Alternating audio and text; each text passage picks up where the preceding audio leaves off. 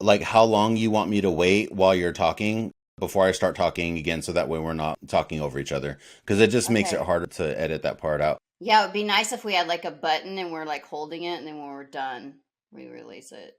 Done.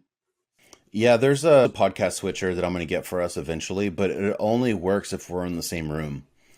Oh, So that's okay. going to be one of the things that we're going to get. We're going to build a studio at your house, and then we're going to have my mobile studio for here. Okay. When I fly out to your place to go do a live show, when we start having guests, I'll fly you out here so we can do guest spots out here in California. Those are going to be at like hotels and shit. I don't want to set it up here at my house because I'm like fucking 2 hours away from the nearest airport. I don't want to have to worry about all the logistics and dealing with all that. You know what I mean? Oh, how about like the CB days where you're like, over? You make a statement. Over? Oh, yeah. My mom used Big to dick talk. coming in. 420. We got some big titty hoes coming in. Over. Yeah. My mom was really into talking on the CB, and her name was Sweet Thunder Jugs. And she literally had it written on the back of her car. We're going to talk about that. We're going to bring that up. If you don't mind. That's going to be fucking hilarious. I think people would dig to hear about Yeah. that. All Okay, right. let's go Oh, back to where by the we way, were. do you think I should put my glasses on or just keep going without my glasses? Let me see with the glasses. But we already started. Then you having glasses is random. It'll be like fucking magic. You would have to film yourself putting them on. Oh, yeah, for sure. Yeah, or else it'd be like, what? Where did that come from? Oh shit, I just knocked my light down.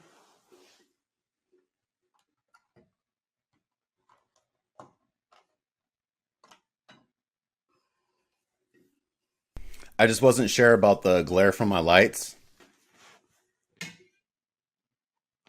Yeah, what do you think? Do you see a glare? I do a No? little. I see the glare from my computer screen. Yeah, we can do without. Okay. That's fine. Can you see? I can see when I don't wear my glasses, it makes my eyes look more tired. I'm not trying Oh, to look like a okay. fucking old man on here, you know? Yeah. Well, put them on then if you feel comfortable. I need to do Over? what I need to do what looks better, and I need you to tell me what looks better. Okay. Okay, let's see. So without the glasses, yeah? Okay, let's do the glasses. One more time. Did you have glasses last time? Yeah. Okay, let's do it off. Okay, cool. Off is better. That works. All right, so continue on what you were saying about, With Holly? yeah. So anyhow, no. Yeah, I thought Holly was not super friendly, but very helpful to me in a lot of ways. I thought that she was very shy, a little standoffish, appeared to be a little bit on the snotty side. But like you were saying, that she has Asperger's. Yeah. So that would make her be that way. It also seemed like the staff were like not too impressed with her either, like photographers, and they were like, "Oh, the main," or it just seemed like everyone was like always like talking about people behind their backs, Yeah. like low key. Even they even talked about Hefner behind his back too. We would all like whisper, like, you know. So anyway, like the girls were telling me that Hefner could dance really good, so I was like, "Oh wow, this is gonna be fun." He did not know how to dance.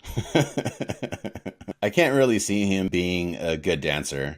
He did. He was all.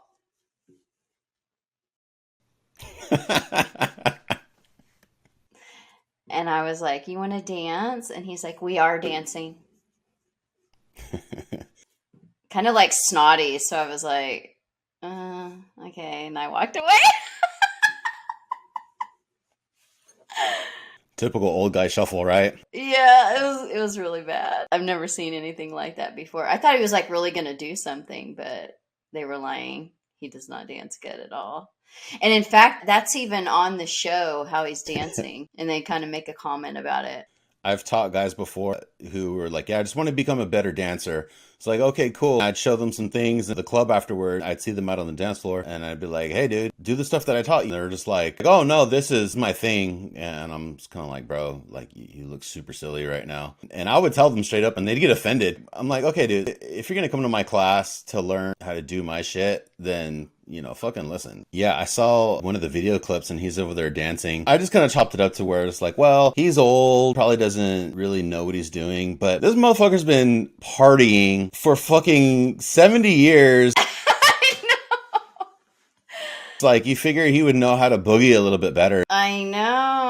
I was really surprised by a lot of things with him. And just, I don't know how girls deal with it. Wow. Honestly. So when I was there was 8 girlfriends. Solid girlfriends. And the good thing, I don't know if it's when you're a brunette around a bunch of blondes, you stand out more, because there was a group of us in the VIP and these celebrities would look right at me and be like, and I would go to the edge and talk.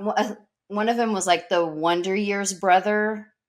I think his name is Jason something. Jason Henry, Jason Harvey. I don't know. I don't remember. Me neither, but he's like a bratty brother. He like called me over, but see, I didn't know the rules yet. There's no one tells you the rules. Like, you don't do this and you don't do that. So I went along to, I was like, who's this guy? I kind of recognize him, but not really. When you look at a celebrity, you're just not quite sure. It kind of looks like someone, yet you like do a double take. So he called me over and I started talking to him. He wanted my phone number and the security guard right away was like, no, go sit back down. Wow. So there was that high level control that he had with his security guards and the girls. That's like managing your harem. Right. You couldn't talk with people in the ropes. Yeah. You could go outside of the ropes and talk. But when you were roped off, it was all about hef all the time. So I was like, always like get in trouble with little random things because no one tells you anything.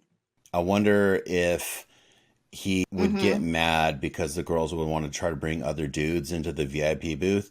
Because when I was working in the clubs, girls would want to bring me into the VIP booths. And then the guys were like, hey, who the fuck is this guy? And they're just like, oh, he's the dancer. And they're like, get the fuck out of here. And it's like, oh, okay. And I could clearly see that these girls didn't want to hang out with these dudes, guy who's got the VIP booth and his buddies, but they were interested in me and my crew. They just thought, oh, well, he's my friend and he's not going to mind. And then they would invite us into these VIP booths and then the guys would just get so fucking mad. Yeah, you're interfering with them. Yeah.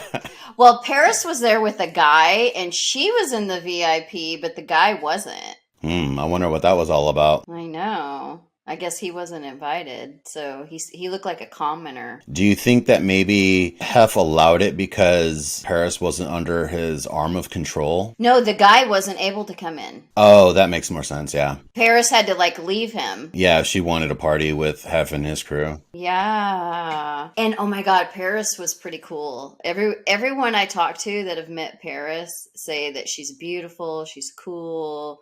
They really like her personality. She's a little bit on the slutty side. Like, I was able to dirty dance with her and feel her up.